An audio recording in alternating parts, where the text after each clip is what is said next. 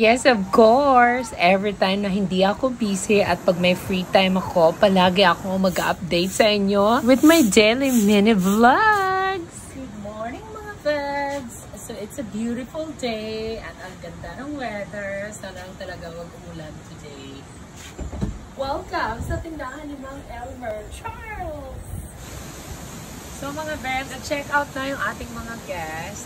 So, ayan. Binibilad lang namin yung mga tent kasi nabasa siya kagabi. Umulan na naman. Thank you, Miss Paco. Paco!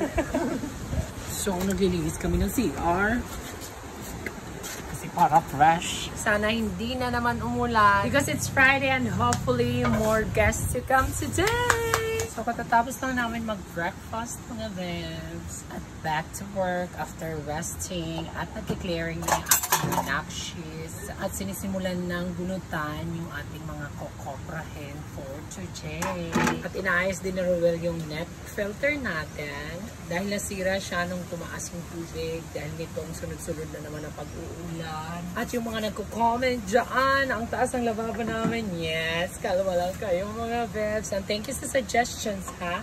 Hindi pa kasi talaga ito tapos. Lagyan pa ito ng flooring, ganyan dyan. Kasi para hindi maputik at para standard niya yung taas ng ating lababo. Nga lang, kailangan pa natin ulit mag-save para sa more development. And it feels like a journey. Thank you so much. So mga Ven, nagpa-vlog din pala si Sir. Anong YouTube channel mo, Sir? Kiki. Follow na, subscribe. She's a subscriber. From Matuginaw. Thank you so much sa support. Thank you for coming. Ayan, meron na tayong buena manong guest. At nakakatuwa pa dahil isa sila sa mga Marangalians. And another camper guest. At alam niyo pa, napapanood din pala nila yung aking mga vlogs. Hi! Si Idol. Wow. Katarman! Thank you so much for coming here.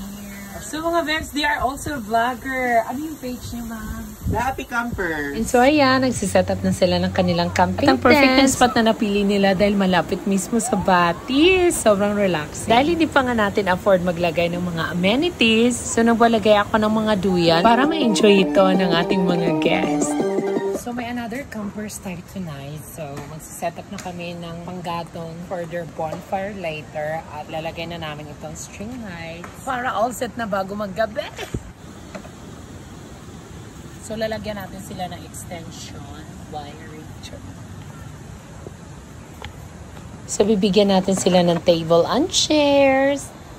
At maglalagay kami ng 4 na kawayan na pagsasabitan ng ating string lights para maliwanag yung ating campsite area. Buti na lang talaga hindi umulan today. Ang ganda ng panahon, nakaka-relax ang kapaligiran. Sobrang ganda ng Daila Nature Spring talaga pag maganda yung weather. Kunti na lang, matatapos na namin ikabit lahat ng mga string lights. And this is the final look. Please like and share for more mini vlogs. Mwah!